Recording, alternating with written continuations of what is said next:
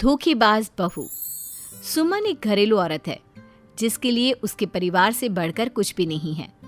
वो दिन रात बस अपने पति और बेटे की चिंता करती रहती है। एक दिन उसकी पड़ोसन उससे कहती है, सुमन, कितने वक्त से तो अपने मायके नहीं गई है, तेरा मन नहीं करता है क्या कहीं जाने का? ऐसा नहीं है बहन, मन तो मेरा भी बहुत करता है, लेकिन क्या करूं, इन दोनों बाप बेटे को अकेले छोड़कर मैं कैसे जा सकती हूँ। अब बहू लिया, बेटा भी तेरा शादी के लायक हो गया है, अब किसका इंतजार कर रही है? हाँ ठीक कह रही हो तुम, ये तो मेरे दिमाग में आया ही नहीं। सुमन संजय से बेटे की शादी करवाने की बात करती है। हाँ, अब तो मुझे भी लग रहा है कि गौरव की शादी कर देनी चाहिए। ज्यादा उम्र हो जाने के बाद लड़की भी नहीं मिलती। ठीक है, तो अब लड़की देखना शुरू करते हैं। सुमन और संजय अपने सभी रिश्तेदारों और दोस्तों को गौरव की शादी के लिए लड़की बताने को बोल देते हैं। सुमन और संजय बहुत लड़की देखते हैं, लेकिन उन्हें कोई भी पसंद नहीं आती। मेरा गौरव हीरो लगता है, तो उसके लिए लड़की भी सुंदर होनी चाहिए ना। जैसी तैसी लड़की से मैं उसकी शादी थोड़ी ना कर दूंगी। हाँ भाई, सुंदर ही लड़की आएगी, बेटा किसका है? फिर एक दिन सुरभि, जो कि बहुत सुंदर है, उसका रिश्ता गौरव के लिए आता है। सुरभि को देखकर ही सभी लोग हाँ कर देते हैं और धूमधाम से गौरव और सुरभि की शादी करवा देते हैं। सुरभि के गृह प्रवेश पर सभी सुमन को बधाइयां देते हैं। सुमन, बहुत खोज कर इस हीरे को लाई हो, आते ही घर में उजाला हो गया है। वहीं दूसरी पड़ोसन कहती है, सुरभि जैसे तो कोई भी नहीं आई मेरी नजर में दूर दूर तक। अरे बस भी करो, कितनी तारीफ करोगी, अंदर तो आने दो सुरभि को। सुमन सुरभि को अपनी बेटी की तरह ही मानती है और उसे ज्यादा काम भी नहीं करने देती।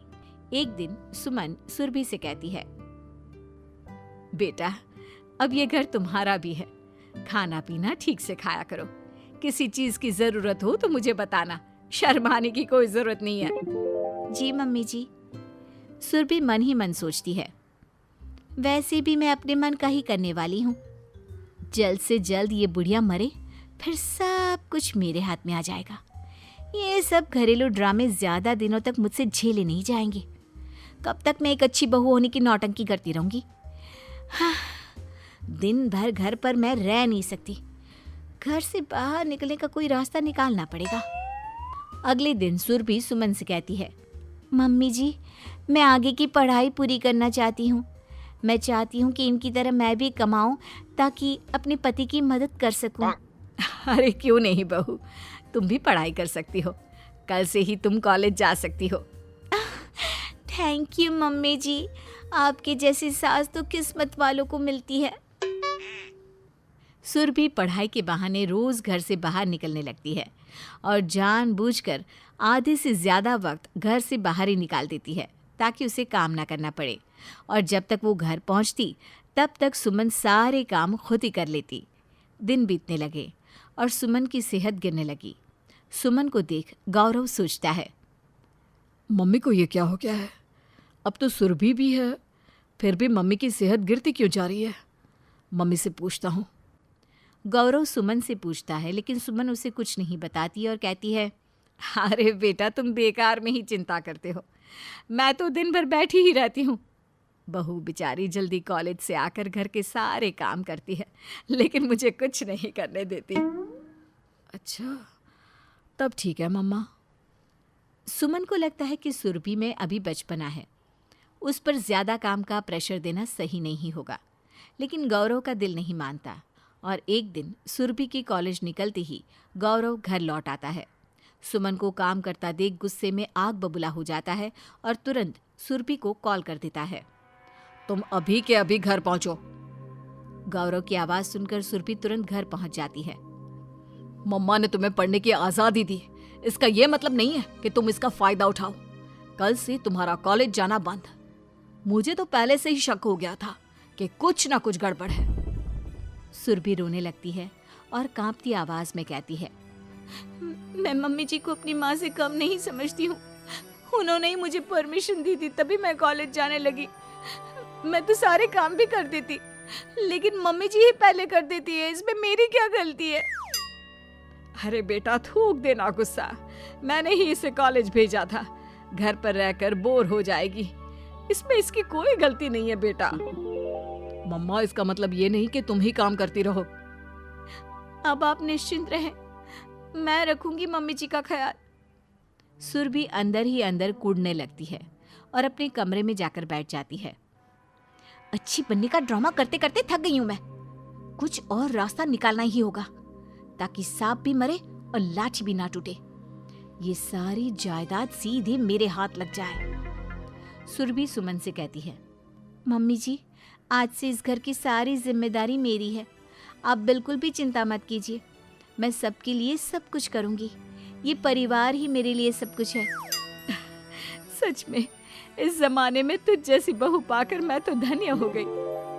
सुरभि सुमन के दिल में घर बना लेती है और सुमन घर और सारी प्रॉपर्टी सुरभि के नाम कर देती है। जिस तरह से मेरी सास ने मुझे ये सब कुछ दिया, आज मैं तुझे दे रही हूँ बेटा, अब तू संभाल इस घर को। थैंक यू मम्मी जी। सब कुछ लेकर सुरभि मन में सोचती है, अब इस बुढ़िया का इस घर में क्या काम, इसे मौत के घाट उतार देती हूँ। इतनी मुश्किल से तो ये घर हाथ लगा है, बुढ़िया कहीं सठिया जाए और विल बदल ले, इसके पहले मैं इसे भगवान के पास भेज देती हूँ। सुरभि सुमन का पसंदीदा खीर बनाती है और उसमें जहर डालकर डाइनिंग टेबल पर सुमन के खाने के लिए रख देती है। उतने में ही सुरभि की माँ कविता उनके घर पहुंच जाती है। कविता को देख सुरभि खुश हो जाती है। मम्मा तुम, बहुत दिन हो गए तुम्हें देखे हुए, तुम्हारी बहुत याद आ रही थी। तुम बैठो, मैं अभी चाय बना कर लाती हूँ। अरे वाह, अब मेरी बेटी खाना भी बना लेती है, अच्छा लगा ये जानकर। सुरभि किचन में चाय बनाने के लिए चली जाती है और कविता सुमन के साथ बैठ जाती है। ये खाइए खीर, आपकी बेटी ने बनाई है। हाँ देखो तो मेरी बेटी कैसा खाना बनाती है, मायके में तो इसने कभी काम किया ही नहीं। कविता खीर खाने लगती है। आधी कटोरी खीर खाने के बाद सुरभि वहां आ जाती है। कविता के हाथ में कटोरी देखकर सुरभि के होश उड़ जाते हैं और वो कटोरी हाथ मारकर गिरा देती है और रोते हुए कहती है, मम्मी उसमें जहर था, ये तुमने क्यों खा लिया? मैंने तो मम्मी जी को मारने के लिए ये सब कुछ किया था, अब तुम्हें कैसे बचाऊं मम्मी? कविता को खून की उल्टियां होने लगती है। गौरव और संजय भी घर लौट आते हैं। कविता की हालत खराब हो जाती है। मम्मी मैं तुम्हें कुछ नहीं होने दूंगी, मैं तुम्हें हॉस्पिटल ले जाऊंगी। तूने अपनी सास के साथ धोखा किया और ऊपर वाले ने तुझे इसका परिणाम दे दिया। धोखा किसी का सगा नहीं होता। मैं बहुत शर्मिंदा हूँ कि मैंने तुझ जैसी बेटी को जन्म दिया, मुझे मर ही जाना चाहिए। गौरव कविता को तुरंत हॉस्पिटल ले जाता है और कविता बच जाती है। सुमन कविता को तमाचा मारती है और कहती है, मैंने तुझे अपनी बेटी समझा और तूने मेरे ही साथ ऐसा किया। कल को तू पैसों के लिए मेरे बेटे को भी मार देगी, निकल जा मेरे घर से।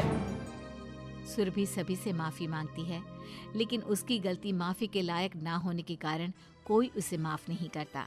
कविता भी सुरभि से मुंह मोड़ लेती है और सुरभि दोनों घरों से निकाले जाने पर पागल हो जाती है।